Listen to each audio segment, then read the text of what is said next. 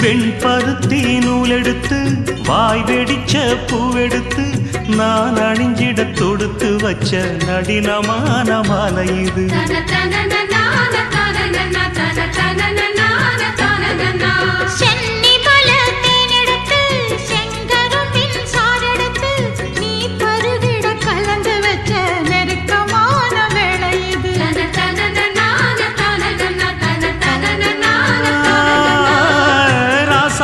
உடம்பிருக்கும் ரவிக்க துணி நானாக அன்னாடம் சூடி கொள்ள ஆசை வச்சாகாதா.